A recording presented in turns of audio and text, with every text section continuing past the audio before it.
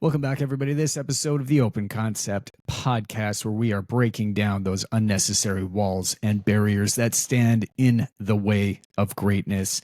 Our guest today, straight out of Las Vegas, Nevada, Sin City, if you will, my man, Ryan Mueller. How you doing, buddy? Doing great. Brandon, how you doing, brother? Really, really good, man. I'm so excited to have you here. We recorded half a podcast before we actually jumped on here and actually hit the record button. It got to a time where we're like, man, I think we should maybe start recording this. Like we're having too much fun just chit chatting here. Let's capture some of this stuff. Yeah. A few things that, I mean, a little bit about you. Rev Properties recently rebranded, which I just found out about. So I'll love for you to talk about that as well. But man, something that people don't know about you, ex-Blue Man Group. Yeah. Aficionado, member, like, and for those that are listening, Blue Man Group, yes, the Blue Man Group that would like paint yourself blue and go out and perform. And man, we're like, okay, before we get into things, I gotta know, where did this come from? You had a background of performance arts. This is something that you thought you were going to get into, and this is what where you landed was painting yourself blue. Yeah. I know it's funny. Kind of looking back, but I mean, I have been performing since a very young age. Around fourth grade was when I started to perform in like semi-professional theater shows in the Bay Area. I'm from Berkeley, California. And I was also involved in music, and I played the drums. So acting and drums has evolved in my life from a very young age. And I ended up getting a degree in acting from UC Santa Barbara. So I do have like professional acting training. And then I was also in college bands. But the moment of truth kind of came when I had a friend, I was visiting a friend that was doing a show in San Francisco, and her clown partner was a very like prominent blue man. And so after the show, we're like talking, and he's like, I'm a blue man. I was like, oh, wow, that's interesting. And we get to talking. He's like, you got to be between 5'10" and 6'2". You got to have a musician or drumming background, and you've got to have some acting background. I was like, well, I've got all three, and I'm 6 foot. And he was like, no way. And since I was kind of homies with, his friend, and so like that kind of got an in, and I got to audition for the casting director, actually like a private audition in San Francisco with the casting director and that friend that I had just made. And that allowed me to go to the short list of training folks. So then 8 people go to New York. So 800 people audition, about like 8 people made it. Wow. Not about 8 people made it to New York for the training, which was a 6-week, process where people are getting eliminated if they're kind of not making the cut. And out of those 8, 2 of us made it to the professional stage. Wow. So it's a huge filtration process. Like you already to be a part of that group, it's like, all right, you got to be a certain height within, 4 inches or whatever, I guess, for just continuity on stage. I don't know. Plus you have to be able to drum. Yep. So it's like already eliminates a huge amount of people. And then to bring in 800 people down to 8 and then down to 2, like this is big competition stuff. So why did the other 798 people make it? Like what was wrong with them? They didn't quite measure up to where they needed to be. Yeah, they weren't blue enough. No, I think I wasn't a part of that big cattle call, but I mean, that's very common in the performance world, where there's just, for any kind of large show casting, there's just hundreds of people that apply and go to, my wife was in Cirque du Soleil for 13 years. I mean, the amount of people that try to get into Cirque is like, So, but that list, that, amount of people that try to get into those shows is long. And then like whittling down, same kind of thing. You get like acrobats, how many acrobats in there in the world that are willing to do some of the stuff and able to do some of the stuff. So that large cattle call approach is very common for large shows. And then of the 8 that were there, they're looking, it's very intense. The training was very, very intense.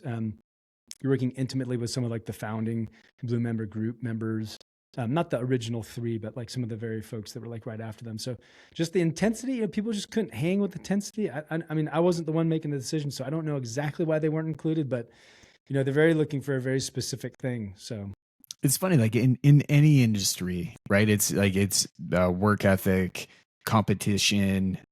You know that there's only a few that are really going to make it at the level, and in this case, it was actually making it to the stage. yeah, But I mean, it on the surface, it looks like pretty easy. It's like maybe they train you for some, you know, some drumming totally. and stuff. Like all you got to do is paint yourself blue, and Yeah, I don't know. That's kind of it. But behind the yeah, scenes, it's like it's pretty intense. I mean, yeah. it's like Kobe on the court. Yeah, you know, and you know, when you're saying that stuff, I mean, this was over a decade ago that I was in the show, so it's a long time ago. But you know, Blue Man is a very like complimentary show. It's not Mm, like I'm here and I'm better than you. It's like the three Blue Men, you know, kind of like the back thinking and like the thinking behind the characters. That the three Blue Men are like trying to reach to the audience through, you know, they can't speak and they don't speak, so it's through like music, it's through movement, it's through like little like act bits, right? So all that stuff is very like cohesive. So to get to the stage was very much about actually like, are you a team player? Can you listen to the other Blue Men? Can you react and respond in a way that's of the character? So yeah, it was. I mean, it's still competitive, you know, obviously by nature, but to yeah. get to the finish line, it's a very like communal based performance type show. Now, when you say they can't talk, is that like they physically cannot talk, Yeah, or you're is not it, allowed to speak on that's just stage. a choice, right? You No, can't speak as a part of the group. it's not an option. Like when you're on stage, you can't talk. Yeah, Yeah, no, nothing. If you ever go see a Blue Man show, they never speak. They never open their mouth unless they're catching, you know, a paintball or you know, a marshmallow. Or, but that's it. They don't talk. that's it. Crazy, man. Yeah, So we go from Blue Man Group. I know we digressed a yeah, little bit, but I thought that was so funny. yeah. I love hearing about that. So we're in at this point. It was in Berkeley. You were in What? Berkeley and then New York at that time when you were. Yeah. So I was in I was living in San Francisco at the time, Yeah. and then when Blue Man came, they move you to New York, and you stay in New York, and you do the 6 weeks of training that are Mm, there at like their headquarters in New York. got it. Funny story. That was like such an interesting time in my life. This was like, you know, after the big financial recession, in like 2010, Yeah. and like the world was falling apart. But I was having like the time of my life, like training to be a Blue Man, you know, in show business in New York. I made best friends with Jim Carrey's personal assistant. Oh, no way. Yeah, and like me and her just had the greatest time. It wasn't romantic or anything, but we just had the greatest time together. And like we're just like, you know, the city was ours. It was so much fun. It was hysterical. And like the world's falling apart. I was like living the life. You know, it was just like really a really special time. When the world starts falling apart, people look towards a couple of things. One, some form of security, but also Yeah. entertainment. Yeah, Right, actually that's like true. they really look towards something Yeah. that's going to take them away from their thoughts Distract and me. sort of where they are. Right, it's a bit of a distraction. So, I could see why that Mm. would be a pretty amazing place to be at that time. Yeah. Yeah. It was amazing. So, okay, we didn't go straight from Blue Group into short-term rental housing and real estate investment. I imagine it No. wasn't like, hey, we're off stage now. Now we're like hard transition No. into this full time, right? So No. where do we go from there? Yeah. So where we went from there is I upon moving to Vegas, I shortly thereafter met Ev, who is now my wife. Um, and she had her own home at the time. So we kind of moved in very quickly around that time. And something that I had always been wanting to do. So my mom was in real estate, my dad was in real estate. So my mom owned a brokerage in the Bay Area, and my dad was an architect and general contractor. So he'd build spec homes Okay. in the Bay Area. Super cool. He did like I think like 40 houses in his career, but they're all unique custom homes that built in the hills of the Bay Area. Yeah. So I think I've always been around real estate, and I've always been entrepreneurial minded. I had a catering company in college, and because I always like thinking about how do I make money with my time. You know, I'm not like kind of just a normal job kind of a guy. So one of the things in the back of my mind was always that real estate is a great way to generate passive income. You know, it's not completely passive, but it's more passive than working a job, and less passive than stock investing and stuff like that. But so I always had this desire to invest in real estate. And when I met my wife, she owned the house, and I know we just started talking about buying real estate, and that's kind of when it started. This 2010 is when moving in with her and seeing that she had her own house. And I guess that's another thing, is that coming from the Bay Area, owning a house in your 20s is like, what? Yeah. You can't, I mean, houses there. I mean, housing prices in Vancouver are wild, but I mean, San Francisco, Bay Area, like you're talking mecca of just wildly world high cost of living. Exactly. So the fact that she had a house had me go, wow, you have a house. That means that we could potentially get a house. And then when we got married and got like further down the road of our relationships, that's when we started pooling our funds together and we bought our duplex, and then we bought single family homes. And yeah, that's where it all started, the real estate game. So I see your EO Las Vegas hat, and why did you make the move to Vegas? Was that just because your wife was living out there at the time, or why the transition from where you were out to the desert? Because it's very different than the Bay Area, right? It's very different than the beach, than surfing. Like there's not a lot of waves in Vegas. No. So why'd you decide that it's that the desert was going to be a home base for this? Yeah, the desert was not by my choice. That was because where I got placed for Blue Man Group. So when you get out of Blue Man Group, they'll put you in a show, and there's like, I don't know where all the shows are now, but there was at the time shows in Berlin and New York and Boston and Chicago and Las Vegas. There's on cruise ships. Like it's all over the place. It's now owned by Cirque, and I don't know where else they operate their show. So I got placed in Vegas, and that's why I was in Vegas. Yeah. And my wife was, fun fact, she was a dancer and aerialist for Cirque du Soleil for 13 years, in their first touring show in Delirium, and also in the Beatles' Love Show. So that's how we met. The Blue Men, after a show, went out with the ladies from Love, and that's where I met my wife. Wow. I love that, man. Yeah. That's fun. And is she just 100% involved in the business here with you now, or is she still doing anything theatrical these days? No more theatrics. We've had 2 children, and after the 2 children, and also Cirque du Soleil and performance of that caliber physically has like a shelf life. Mm-hmm. So it was like after the 2, she was like, I'm just going to close the book on a high note and move on. So she doesn't perform anymore, but she does have a podcast called Recast and Rise, as she's a career coach helping artists get out of the arts and into more stable careers after the arts. So she's kind of still involved in the arts to a certain extent. Yeah. I imagine it's a pretty similar transition, similar to, professional athletes. I've talked to, a lot of people that have a very short window. They have a career that they... Real quick before we get back to the show, if you have heard anything on this podcast that has resonated with you, or if it's helped you in any way, appreciate more than anything in the world if you could go hit that subscribe button or leave us a review. It helps us tremendously. I want to go back to being able to continue to serve and do more and more and help out and get bigger and bigger guests on, better and better. The only way that I can do that is with your help. I'm so honored to be here. Let's get back to the show. Appreciate you. Have a wonderful day. Get into something that they chase when they're young.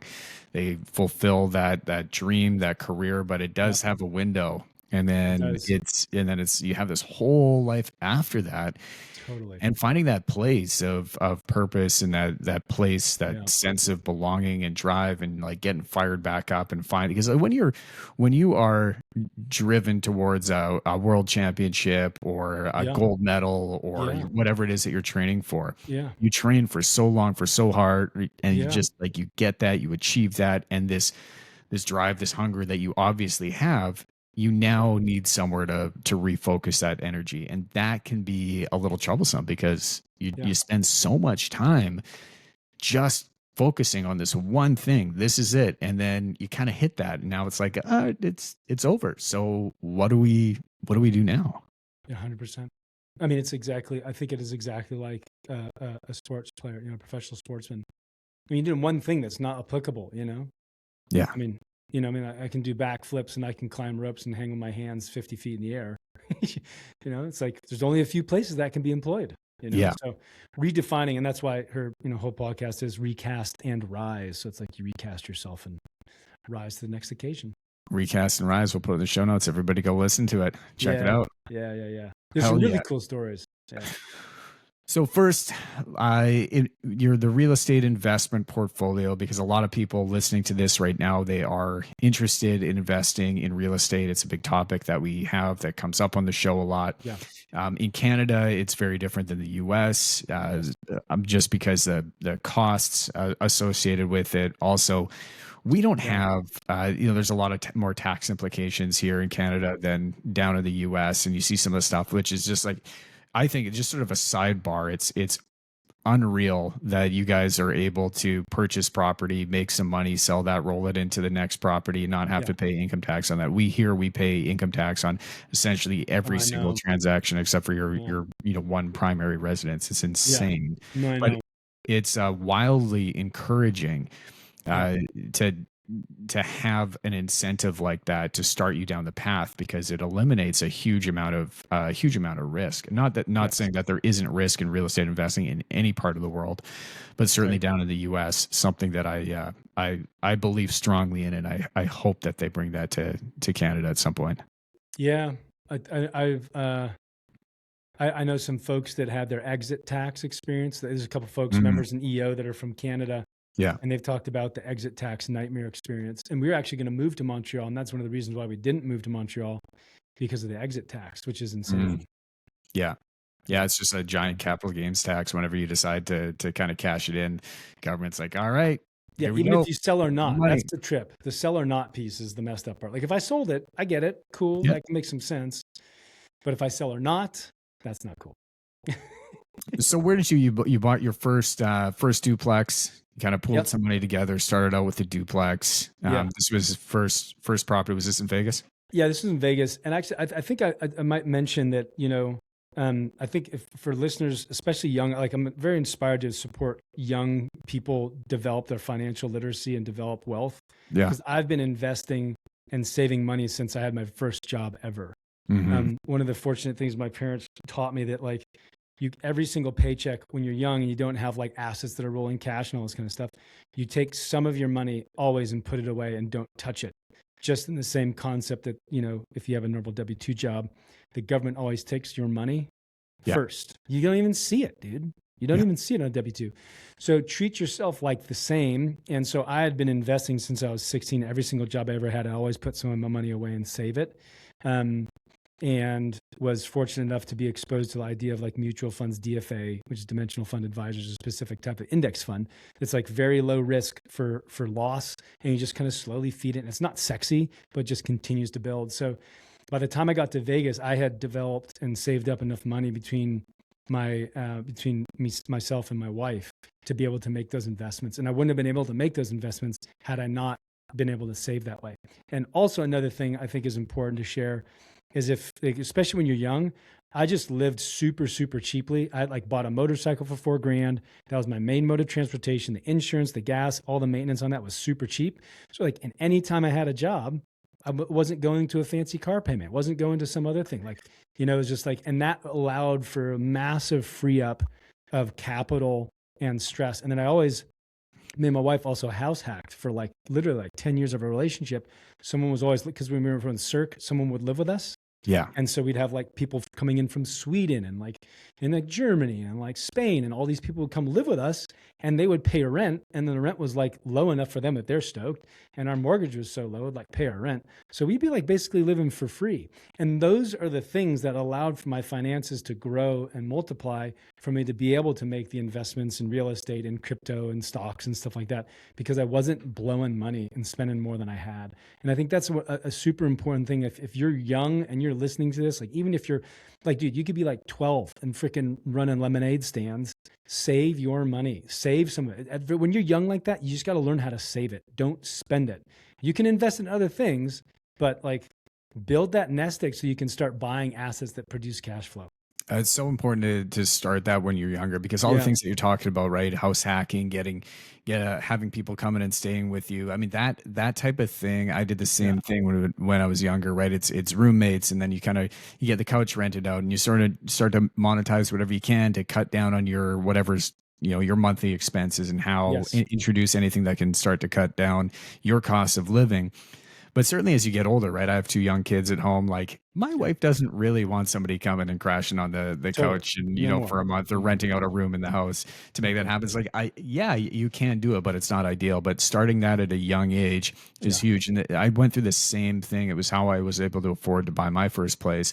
I Yeah. bought it. I was 22 years old. I was working construction, and from the time I started construction right out of high school, the company that I was working for, they matched RRSPs, which is the retirement savings plan here in Canada, right? So Right.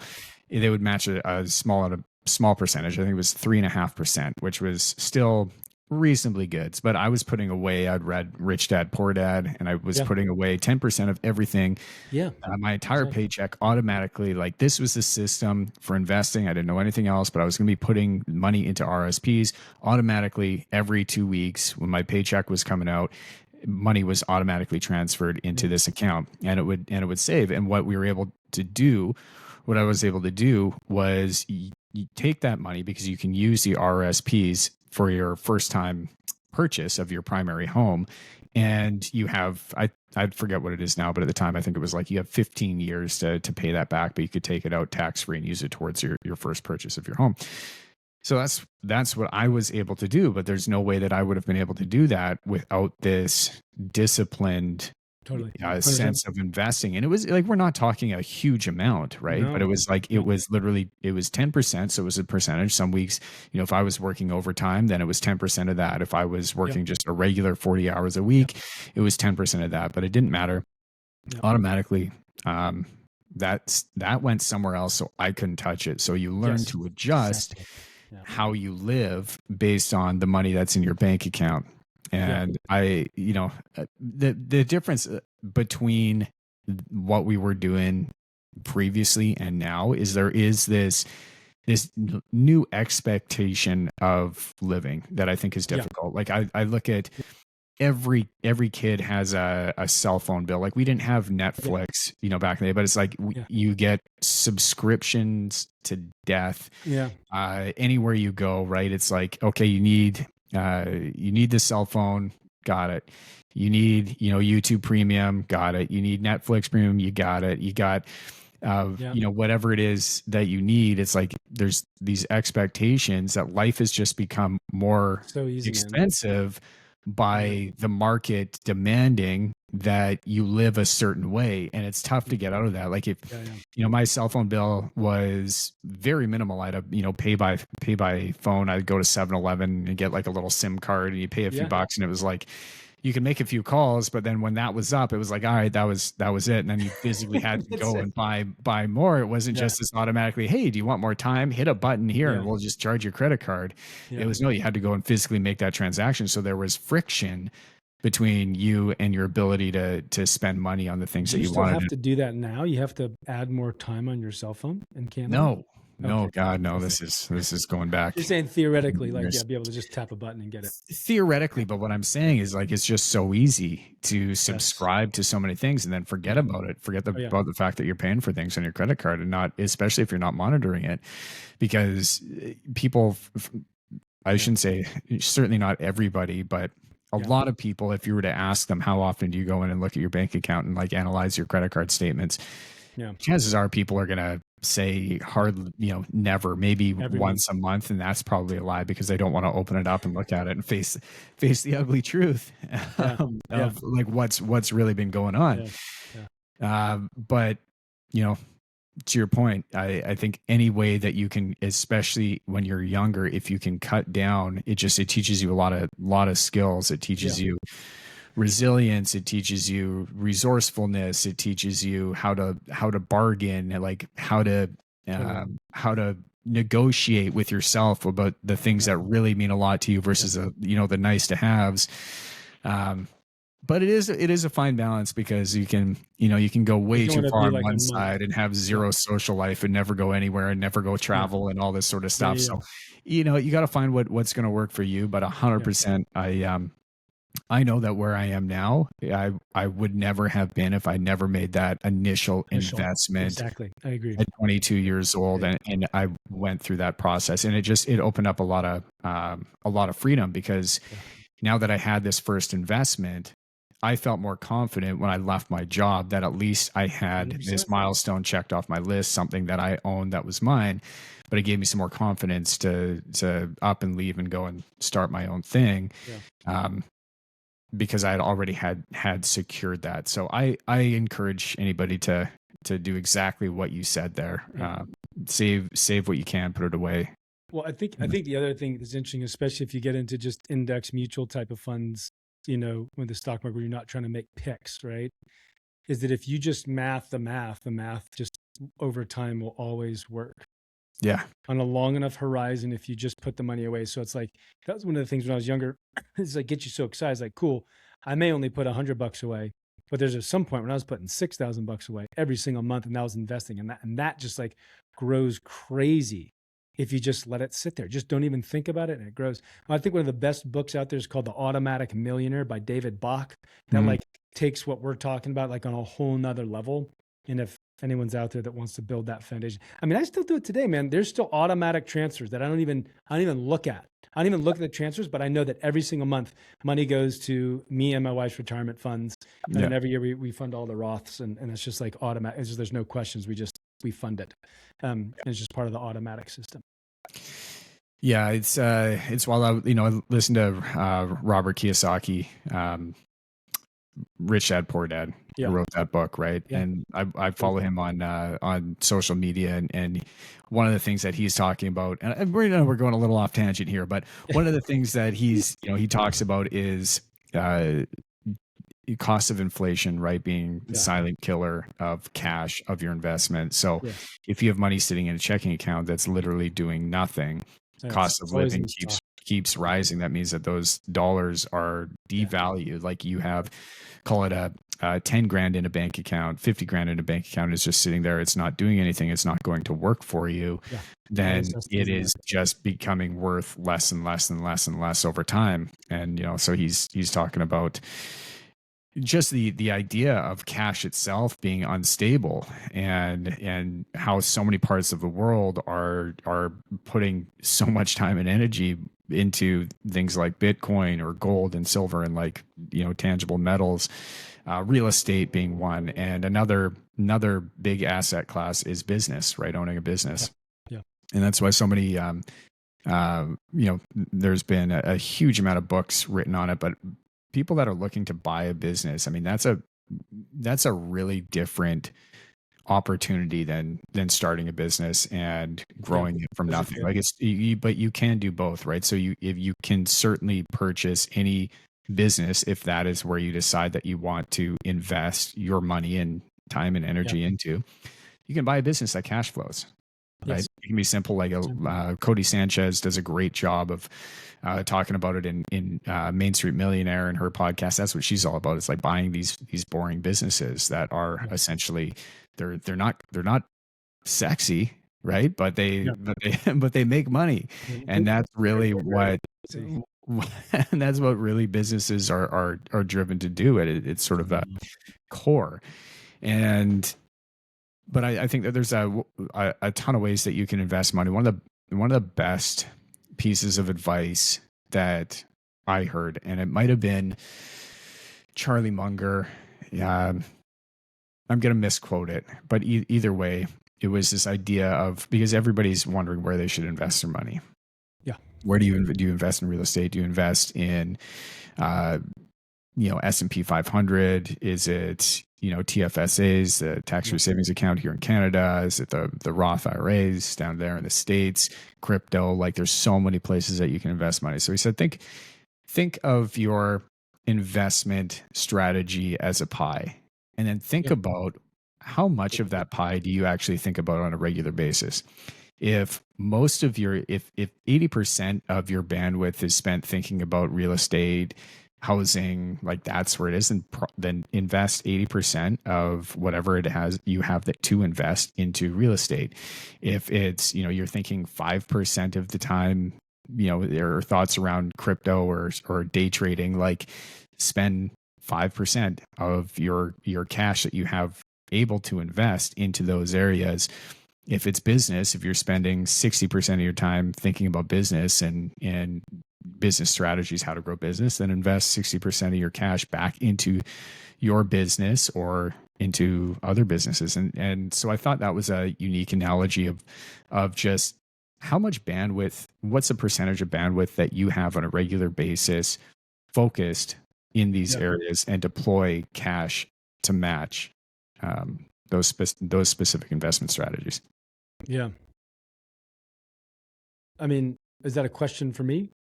No, it was just a general like, comment. Yeah. I might have had a question in there. I don't know, but it was just a general comment. Yeah, it's obviously you've gone down the path of building a business around real estate investing, and you have sort of a unique approach to short-term rentals and acquisitions, and working mostly with insurance companies. So that's what you're driving to, right? Is to, correct me if I'm wrong, but how's insurance professionals or people that have been misplaced due to a flood or a fire of their own home, and they need something like right now, versus dealing with somebody that's coming in looking to take a vacation and rent a condo when they come to visit the casinos and stuff. But why did you end up going? Why'd you end up going down that path specifically? Yeah, so we started in long-term, and long-term is great because it's very consistent. You get market rents, you can find that rate and what you're going to get by going on Zillow. I mean, it's very easy to see the predictable income that you'd get as long as the place is rented. The problem is that it's kind of capped, right? I mean, you can't go from making $2,000 a month to like $5,000 a month on a single property, no matter how nice you make it or whatever. Okay. Yeah. So then you're looked at, okay, if I want to make more money on this property, what are my options? First option, Airbnb, VRBO, that kind of world, right? But we did that, and it is just death by 1,000 cuts. I mean, people are literally like, where's the light switch? Like, it's on the fucking wall. I mean, like, and like, I get it, right? I mean, I've come to Airbnbs before, and I'm like, something's not clear. What about this? So it's like, these people are constantly, it's no fault to their own, but they're constantly finding themselves in a new environment they need to figure out. And instead of trying to self-solve, they're, going and asking you 27. So it's like a million questions. And then it's like the cleaning crews and the rotation and the checkouts and the check-ins. I mean, it's just it's very not passive. It is highly involved. And then it's in Vegas. So we had it was like fucking like blood in the bathtub sometimes. And like pillowcases have stains on them. It's just like, it's just like hectic, right? And the amount of money that we would make from that was more, but it wasn't more, and it wasn't worth the relationship to the time and energy that we were spending. So we literally went back to like long-term rent rates. And then after COVID, I had a horrendous tenant, just terrible people, just left my place completely destroyed. They left the couches there. I mean, if you go on my Instagram, there's a video a long time ago, just kind of recapping all the footage from when I walked the property, but like rats are like crawling. Literally, the extermination guy came there and caught a rat while I'm literally at the property doing an inspection, and like one of the traps goes snap, and there's a freaking dead rat like flopping around. Yeah, it was like nightmare situation. And so I had a buddy who was like, "You've got to make this place super nice. You'll get the right tenant." And before that, Brandon, my mentality was, let me just make it livable so someone can stay here. I don't need to make this fucking the Taj Mahal. Just make it livable. Yeah. And he was like, no, bro, you got to go all in, make it super nice. I was like, no, hemming and hawing. And he convinced me to do it. And so I put like 55 grand into this place and turned it up like tip to tail. Redid the landscaping, cut like 3 trees down, painted the exterior, painted every single piece of the interior, redid the floors, redid the bathroom, redid the kitchen, redid the cabinets. I mean, literally everything was done. And I was like, cool, I'm going to make, I was getting $1,450 a month, and I was going to be able to get close to $2,000 with the upgrades and like new tenants, right? Because the person had been there for a while after COVID and the rent rates were going up. And the first person to call me was a company called CRS. And they're like, hey, I have an insurance tenant that would like to stay there. Would you do short-term tenants? And you in Vegas, you get all these people like calling weird shit. So I was like, this is totally a scam. And she's like, no, we're actually not a scam. It's through State Farm. State Farm's going to be paying the check. I was like, excuse me? Yeah. And then I was like, how much are you going to pay? And she's like, I was looking at $2,000 a month. She's like, well, I can pay you $2,800. And I was like, well, for 3 months? And I'm talking to another landlord that's been around for like, he's been a landlord for 35 years. Like, fuck no, give him $5,000. I'm like, no, I just you got him in the back of your ear. Yeah. He's this old salt of the earth dude. He's funny. And so I ended up getting it with fees and everything up to like $3,500 a month, which is, from $1,450 is more than double what I was collecting before. Yeah. And then I was like, what the hell is this? And then they started calling me more, and I was like, whoa, this is crazy. And then since then, I've found other companies that do similar stuff. And that exact house that was doing $17,500 a year, long-term tenancy, last year we did $67,000. Oof. Now, the reason why I'm doing this, Brandon, is because I know that there's other homeowners out there like me that want to make more money, don't want to deal with the STR headache, are happy to house a family in need, and happy to get a bigger check. And I want to be able to give this opportunity to other folks. It's a complex, like not all that common thing that happens. So being able to guide people through that experience and use my platform, my website to help them get those placements is my goal. And the goal is that in the next 3 years, we unlock $100 million for investors that didn't even know this revenue train existed. Yeah, that's wild, man. I've had a experience with long-term rentals, short-term rentals, Airbnb. I mean, you name it. And my experience I've had here in Canada, right, it residential tenancy board, which the rental unit is guided by. They crazy lend themselves heavily in favor of the tenant. So which is great if you're a tenant. But in my case, I had a woman. Talking about quick horror stories here. I had a woman, she had moved in. It was a single mom. She gave me a big sob story. She was, moving from Calgary, was going through a divorce, was moving across town. She needed everything. At the time I had a bunch of furniture in there, and she said, you know what, I can, I don't have any furniture. So if we can maybe just, increase the rent a bit, I'd be happy to just rent this furniture off of you. And like, we can work that in and buy it and whatever. And so I was, sure, no problem. Get the deposit check. It's she's slated to move in January 1st, but I had that previous tenants. They moved out before Christmas, and so she said, "You know what? If the house is empty, can I move in before January?" I said, "Sure, no problem. Like, go over Christmas, take the time, move in. It's vacant. It's yours. I don't see why not."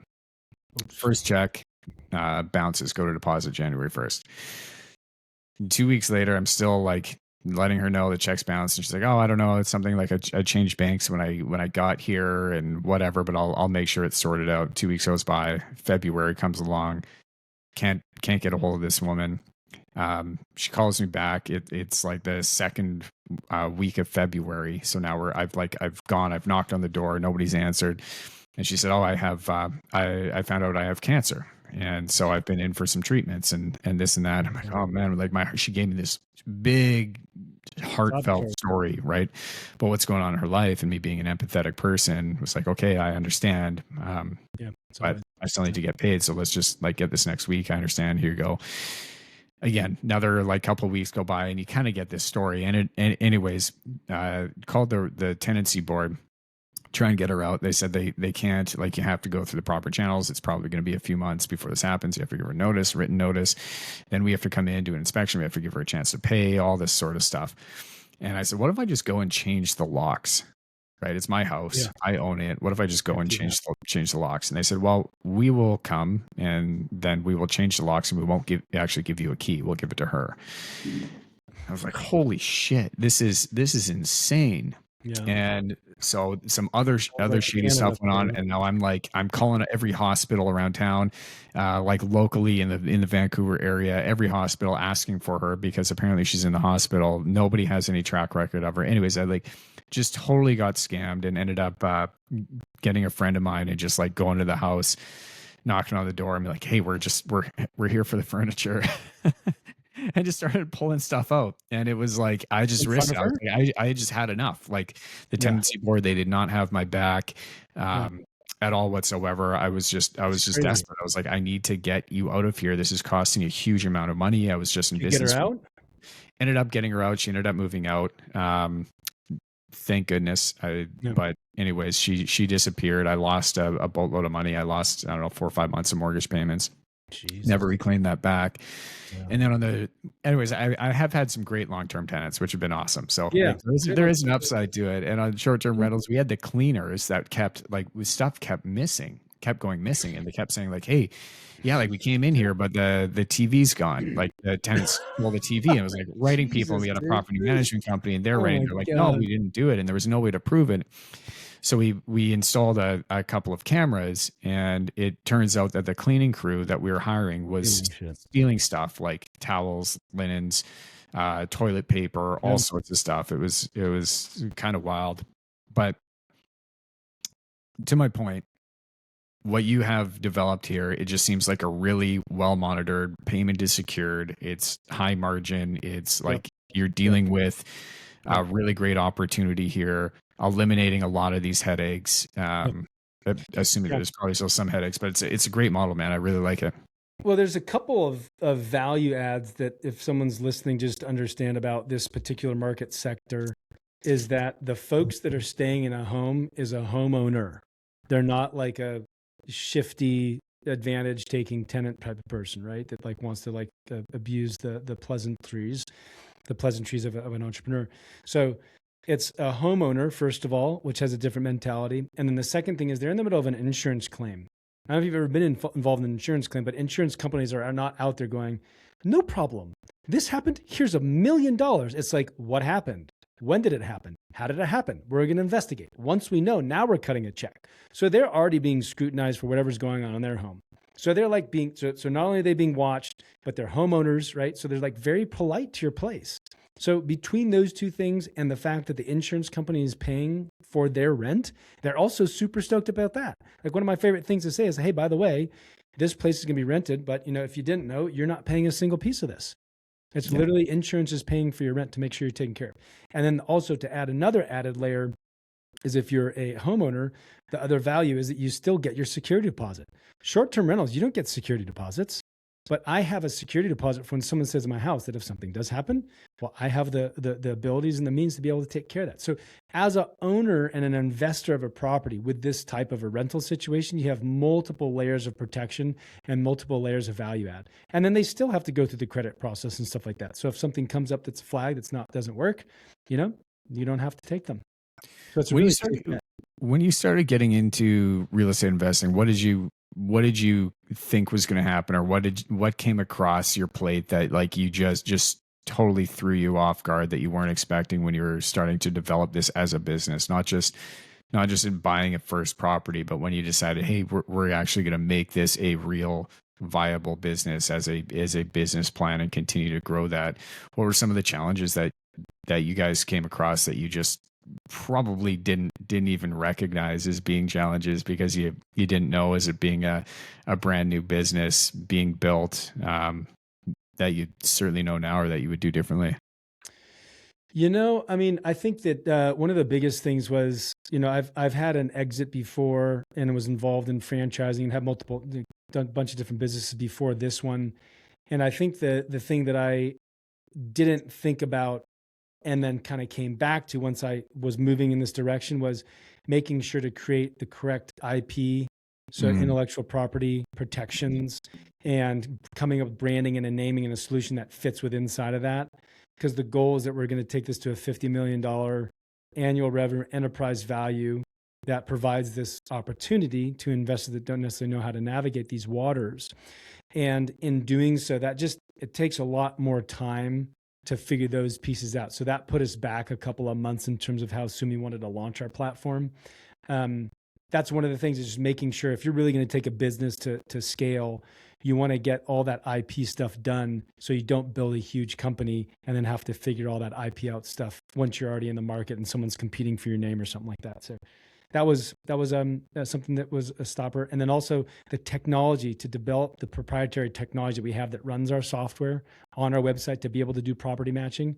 That's just like, building technology is literally just like building a house, but it's just like there's nothing physical there. It's all code and structure and this thing. They all got to work together and all that stuff. And that also is quite a big lift. So especially when you come from the software world, right? I don't come from the software world. No. I know what I want. I know how I want it. I know what I want the experience to be like. I have the vision for it. That's all super clear. And I was lucky enough to find a team that can help execute it, and we're up and running right now. But it's There's also a whole nother level to go, Brandon, because the whole idea is right now we just have property matching. So if someone needs a claim, they can fill out a form on our website and they'll get property matches, which is priced appropriately for insurance, right? Which is different from STR, short-term Airbnb, and long-term rents.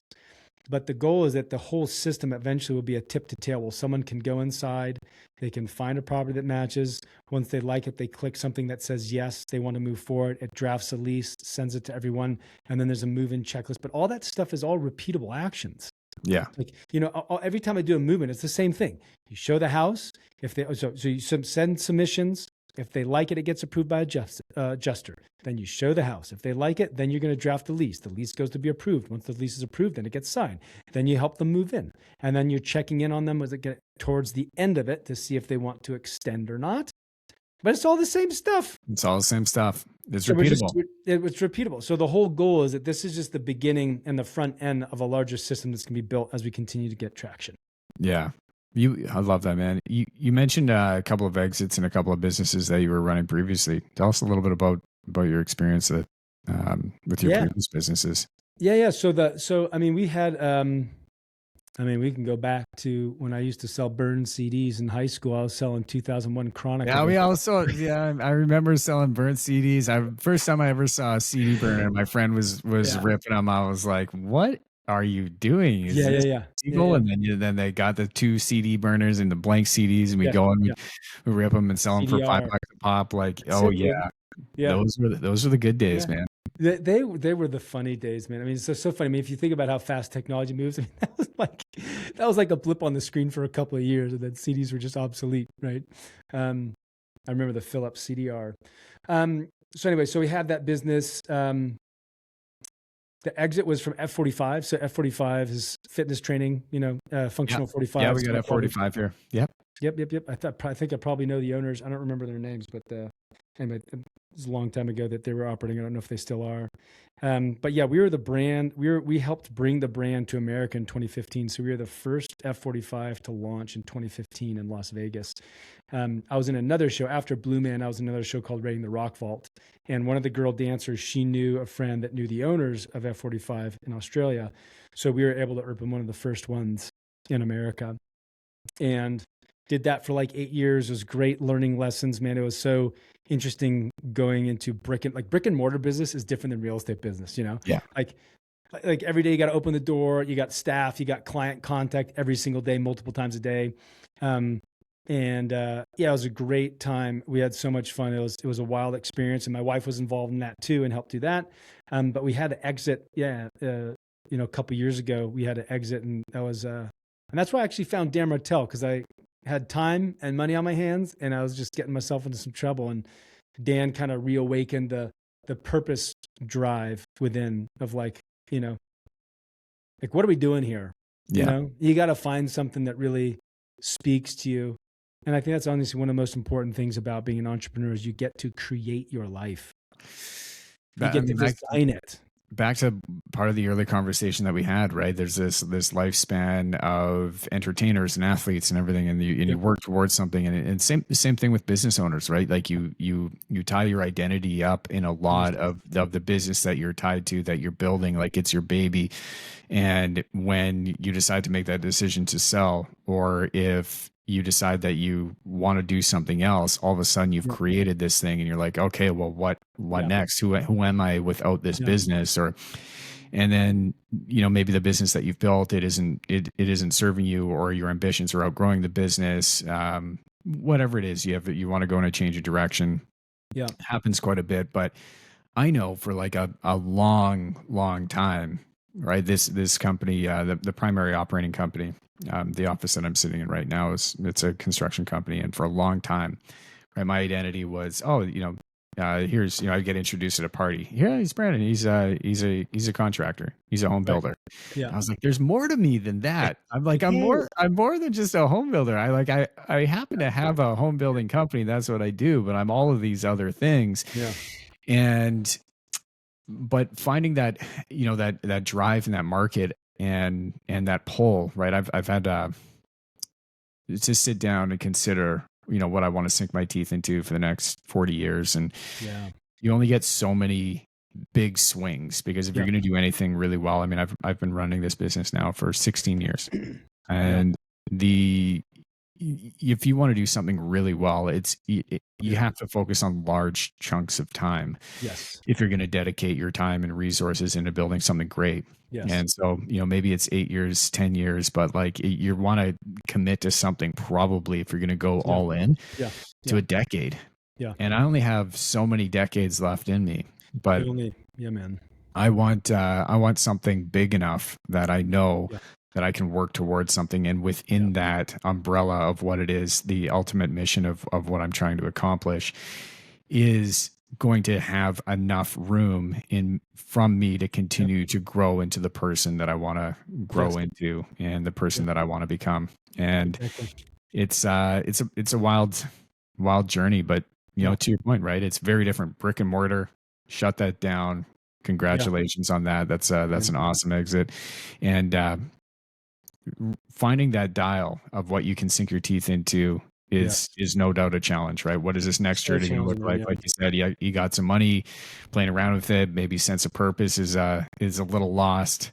But Hmm. how did you like at that time? I mean, you said you found Dan. Was it finding a mentor really to help point the ship and point the direction and keep you on track? Was that what you were looking for, to help paint this vision, or where did you think you wanted to Yeah. go?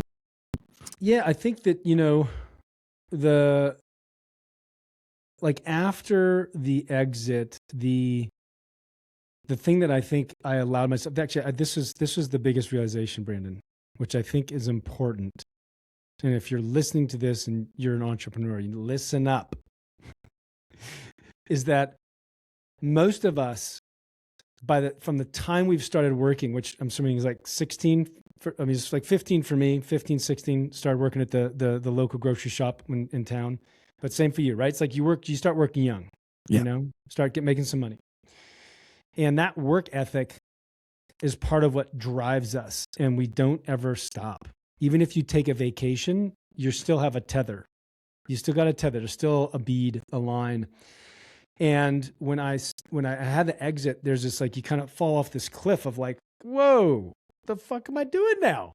I've been like working and hustling and doing it, and then it happens, and then it's like done.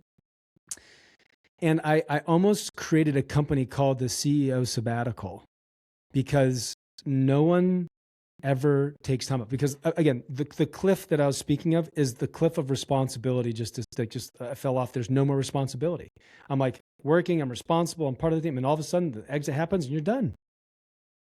And there's this void. There's no responsibility. You don't have to go open the door anymore. You don't have to check on your staff anymore. You don't have to deal with vendors anymore. And there's this moment of like clarity, which I think very few entrepreneurs allow themselves to do. I know people that have taken exits and they like have a cool week, and then they like. This episode is sponsored by New Vision Projects, and everybody has heard the horror stories that happen. They have a friend of a friend or a neighbor that's been renovating for years on end, or they've been building a home and it just hasn't gone the way that it needed to go. Budgets are blown through the roof, timelines, forget about them. New Vision Projects has an incredibly strong track record for over 15 years of working with customers, serving them at the highest level. If you are considering building or renovating, check them out on Instagram at New Vision Projects or at newvisionprojects.com. Building the homes you want with the confidence you need. New Vision has you covered. Let them show you why they're different. Back to the show. Get back into trying to build some crazy shit, and they just like get super frantic and like back into like scrappy mode. And it's like,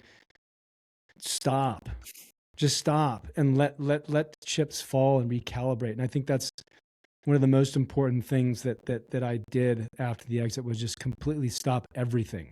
And then eventually I got into like the too much like time and like kind of fucking around type of stuff. And that was like too much. Yeah. But like having that moment to discharge and like just let the chips settle, I think is such an important thing for people to take a minute, because we're all operating from a context of let me go achieve, let me go get, let me go produce, let me go do. Well, just stop that and see what's there beyond that. And that's when there can be a design to it, which is not from the knee-jerk reaction that's been driving you since you're 16.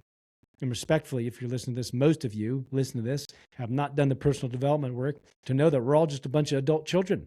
Most of us haven't developed cerebrally beyond like a very young age. So being able to stop, decompartmentalize that, and make some conscious adult decisions about what you want to do next.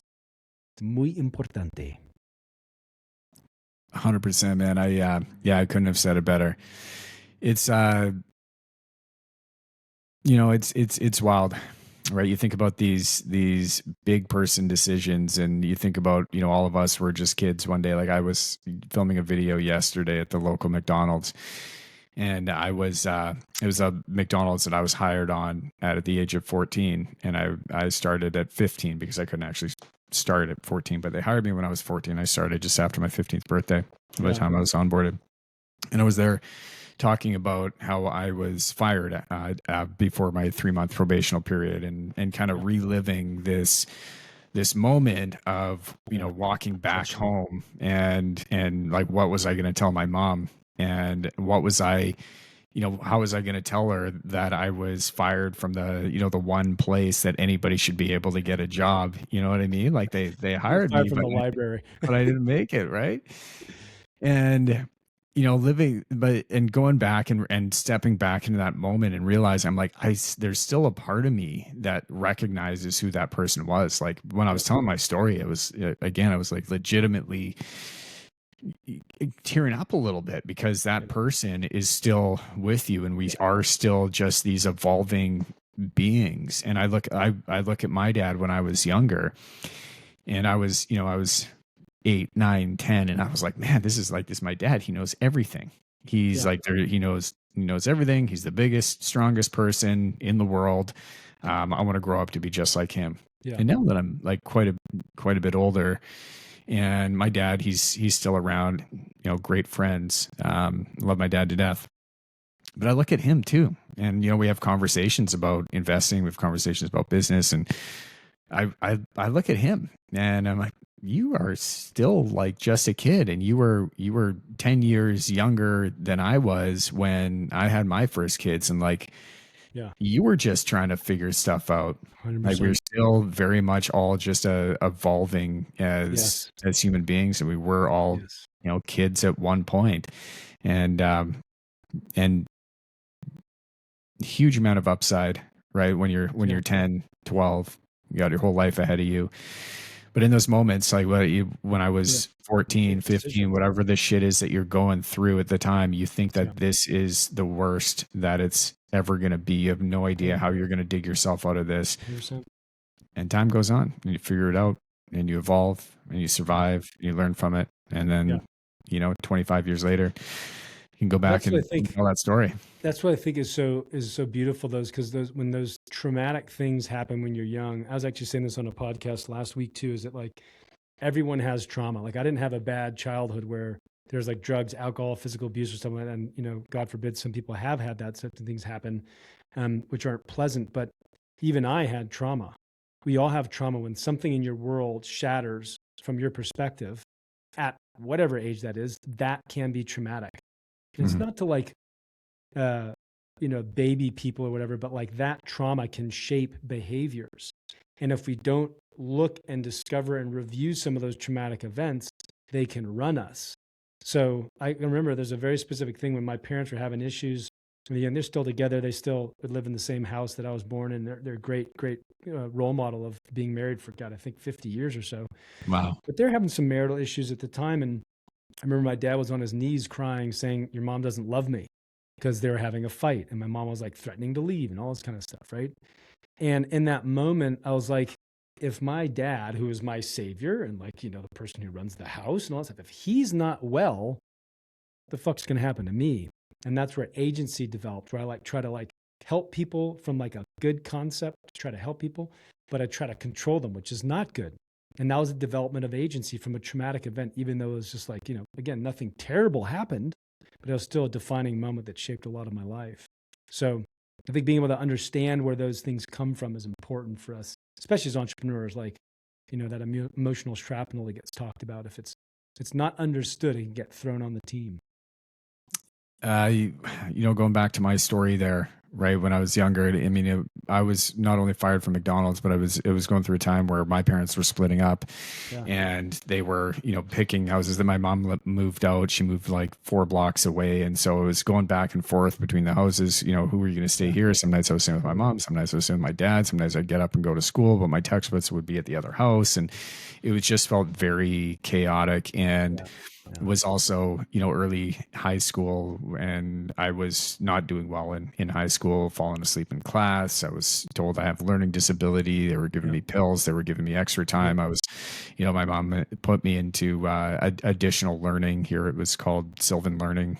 There's a number of places, but it was, basically after school, you'd go and do more school, more of the thing that like you didn't want to do, and the thing that was like making you fall asleep in the first place. And so it was like just this compounding effect of like, and then wasn't doing well there. And it was just a sense of like, oh man, like life is falling apart. You're constantly failing. There's no, nothing there. And like and then getting fired from McDonald's was like this again, it's just this sense of confidence. Like, okay, well, clearly I can't do anything. I'm just gonna, write myself off. And then got into, smoking a lot of weed and drinking at a young age. And it was all just stuff to kind of mask this person that I thought I was becoming. And it was certainly an escape.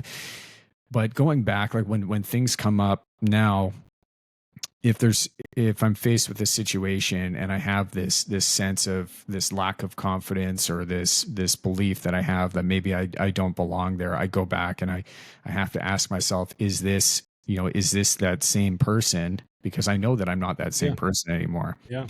Yeah. Right. Great. This was a thing, a time that happened to me, but I'm able to disconnect from that. But I do have to, it still does come up, right? There's still a little of that shrapnel that you're talking about, or have to go back and recognize, hey, is this the 14, 15-year-old way of thinking, or is this the 40-year-old that's evolved, that needs to just step up and recognize that it is what it is, and then kind of go through all these things that have gone through in your head, and like everything that you've gone through to build confidence and step into this person that you want to become. But yeah, you do have to face those things. But that's the very thing that we were just to come full circle, is like when I had that break, when I took my CEO sabbatical, I had an opportunity, because like the knee-jerk reaction is like, start something right away, let's get going. But it was more like, hold on, let's just pump the brakes, let this settle, review what we learned, and let's move on to something else that's designed. And that's where, again, the birth of what we're doing now came from. Was like, as much as I love brick and mortar business, I didn't want to open the door again, had a great time, but it was like, I had enough of that. That was great. And I wanted to design something that had the scalability beyond just a single unit, right? And with Plexa, we can go nationwide. We're going to go nationwide with this. So, and be able to help hundreds and hundreds of thousands of people. Not only do we help folks that are displaced from water and fire damage, but we help investors make more money, homeowners make more money, and we also make sure the insurance gets taken care of what they need to, which is a house to put someone that's safe. If you're blessed to be in a position where you can sit down and look at designing your life, first of all, before we get into that, because I do want to ask you about that, I do want to make the comment, and I say blessed enough to sit down and design your life, because so many people, they feel that they don't have this option. The path that they're on is the path that they're on. It's out of their control. They don't have a chance to design it. About that. There's too much, whether it's societal pressure, family pressure, work pressure, whatever it is, it's coming up that doesn't actually allow them the space and the time to take that risk, because they're very much in survival mode. So it's easy to say, watch an Instagram feed and, motivational videos and going, oh, be your own person, do this, don't let anybody cap your potential, and live your dream, you can do it, blah blah blah, which is all, it's all very true, but it lands differently for a lot of people, because people will look at that in a lot of situations, and they'll say, hey, I don't have a chance to make that happen for me. I can't do that because of my specific situation. They just don't see a way past that. So first I wanted to make that comment. But if you are looking at designing your life, right? If you're sitting down and you're like, what is this next series of years look like for me? 10 years, 20 years, 30 years. If we want to design what's left of the time on this world, design it in a way that's going to fulfill me, that's going to, meet all of our family needs, personal needs, wants and hopes and dreams. Where does one sit down to start designing that life? What sort of Yeah. mindset do they need to get into? What sort of Yeah. beliefs do they need to overcome tangibly before they can Yeah. really start hammering that out and making some progress and actually believing that this is possible and it's Yeah. not just words on paper? Yeah. Well, so you said two things there, and I want to respond to that first comment, and then your second question is what's the mindset, and kind of really to get that designed life kind of going. Is that I think if someone is committed enough, instead of, and this is Tony Robbins thing, instead of saying can't, say how. How do I get the time and space, right? So just like we were talking, house hacking, living cheaply, all that kind of stuff. If you want to have the time to take the time off, to stop everything, stop the emails, pull the plug, just look at what do you got to, how can we get this done? How can I get literally 1 to 3 months off where I can take my sabbatical and just literally go pick my navel or do whatever the fuck I want to go figure this thing out, right? And I think that if someone has a strong enough desire and they're just like, what is going on is just not working for them, like my life situation is not working, what is there to do? How can you get some time on your calendar so you can go take this time to design something? And I think anyone can do that. There may be the societal pressure, but like, as you and I both know, car payments are car payments, mortgages are mortgages. Fucking sell everything you got and go see if you can live on someone's couch and just ask for 1 month at a time. I don't know. There's a way to do it, if someone wants. So I do believe that anyone can go get this time that we're talking about. And it does take me exiting to be able to give myself the time. That's what I had to do to get the time. I wasn't playing, but that's how I got my time. I would have never done that had I not had my exit. You know what I mean? Yeah. So I think it's just, hopefully this conversation, if this is something that someone's listening to wants to do, you can do it. Just look at how. That's the first thing. And then the second thing is the how to design a life, right? I think the biggest thing for that is being able to remove stuff from your life that it is currently filled with and engage in discovery. So as an example, if I'm a busy dad, I'm running a business right now, I'm like, dude, I need to design my life. My life fucking sucks. I'm just so busy with the kids and work and I don't have time to relax. I'm self-medicating with alcohol or substances and I just know I'm not in my optimal state. The first thing to do would be to clear time so you can have a discovery period, which would be like getting rid of some of those things that are taking up your time. So getting rid of the substances stuff, maybe stop working so much, remove things so you have the time. But then to actually get the mindset to find it, you have to find it. You have to find the time to discover for yourself.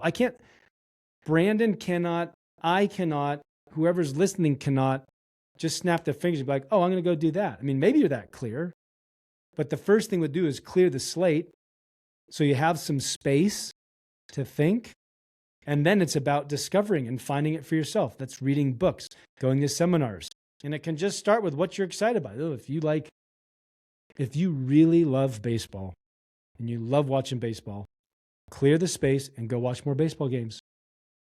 And then you'll find the next thing. But I didn't wake up after my exit like, I'm going to go start an insurance housing thing. It was like an evolution. It really was an evolution. I was reading a ton of different books. I took a bunch of different courses. I went down to a midterm rental because I had a couple of midterm rentals going at the time. And I went to a midterm rental conference. That's where I met Dan. And then Dan kind of launched a whole nother thing, which has me talking to you and being on podcasts and doing it. I didn't have an Instagram account, in July of last year, So, I mean, I'm a fucking performer and had multiple businesses. So yeah, totally. That discovery, I think, is the most important thing. But that's what was Brandon. The time to have a sabbatical allows for things to show up that you don't think about when you're in the busyness of your life.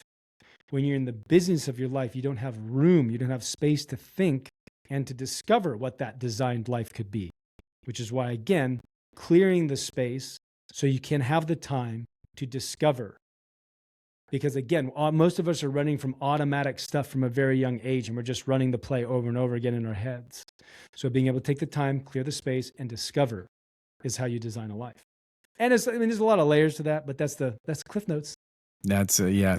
I mean, something tangible. You just lightening up the busyness, right? Yeah. Giving your space because you're never going to be able to focus on building any sort of design if you are caught up in all the noise that's already cluttered in your life, right? To organize through that and Yeah. decide, hey, I'm just going to get through everything that I need to today, and then tomorrow I'm going to sit down and do this, and then your inbox starts filling up, and your Yeah. the day-to-day things, that the old habits start, and then Yeah. the phone calls that you need to make, like you just get on the phone and you do that because that's what that's what makes you feel like you're making progress. But Well, there's a lot of progress in the silence that we take.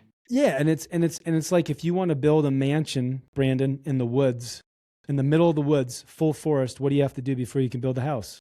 Clear the trees. Same thing. Yeah. That's it. Most people don't take the time to clear the trees of the mind. Sabbatical I take is every morning before the household gets up. So the few things that I knew that I needed to cut out was just the late night habits. I'm like, after my kids go to bed, my wife goes down. I'm like, there's no reason for me to stay up because I know that I'm going to fill that time with nothing good. It's just going to be Netflix, shitty food, whatever that is. It's like nothing is going to be productive. So shutting down, going to bed early, getting up, and every morning I'm able to get up bright and early before the house starts waking up. I mean, I have a young daughter now, so it's a little chaotic, and she's not sleeping all that well. But that's another story. It's a bit of a blip in time. But that sabbatical that you're talking about, that clear space, that empty space in your calendar, for me, that has to happen regularly. If it's gonna like, I can't set a time for that, happen once a week or once a month or once a quarter. It's like, no, that has to be a daily thing. Oh, totally. To I get agree that so habit. much. I agree so much. Habit of design. Yeah, if I like that as like if you were to take your trash and put it in your trash can in your kitchen and never take out the trash, you'd have a big steaming pile of shit in your kitchen. And we don't take out the trash enough as human beings, like our emotional trash. You just like move throughout the day, move throughout busyness, and you never process, move stuff out, create clarity. So I agree. You need that morning time or wherever it is for you. I love it, man. When are we going to connect? Do I have to come to Vegas, or are you coming to Vancouver anytime soon? I don't have anything in Vancouver scheduled. It depends on if some other stuff. Is Dan still doing his 9-month tour of the world? I think he stopped. Is he done? I thought he was doing, Kona. Yeah. That was only 3 months. He left in September. You're supposed to do it for like a year or something like that. I haven't asked him about that, but I imagine. Are you in Quantum? No. Okay. No. I was going to ask him. I was going to get picked and be like, dude, what happened to your 9-month tour? You're coming up shy. Kids, I imagine, play a part of things, right? Yeah. It's tough when you're a kid. Consistency, getting away from your friends and all that sort of stuff. Yeah, I don't know. I can only imagine, but it's awesome in theory, for sure. Yeah. It looks very dreamy, doesn't it? It does. Yeah. Well, I may come back to Vegas for another. I was down there not too long ago for an event with the Hormozis down at acquisition.com. If you've ever had an opportunity to get by the headquarters there, it's a pretty cool what they're building down there. Yeah. So I mean, it is in my town. I should probably go check it out. The funny thing is, Brandon, being in the gym industry, I did Gym Launch Secrets. Oh yeah. I did not have a good experience. So I'm like, screw that, dude. But that's interesting. He obviously has. He's definitely got great content, and he's obviously doing something right. And he's in my backyard, so I should probably just give that up, create some space, and go check out acquisition.com. Go tell him about your poor experience with Gym Launch. Give him the gears. Yeah. All right, man. Ryan, thank you so much for being here today with us, brother. Appreciate you so much. Yeah, likewise. Thanks, man. All right. And to all you listeners that are out there and still with us, where can they find you if they want to check you out? Ryan Grams Mueller on Instagram. That's just my full name spelled out. That's probably the best place to reach me. And you can also check us out at plexahousing.com. You got it. Everyone out there that's with us, want to meet Ryan, go say what up on social media. Until then, as always, I'm here rooting for you to win always. Until next time, stay blessed, rock and roll. Peace.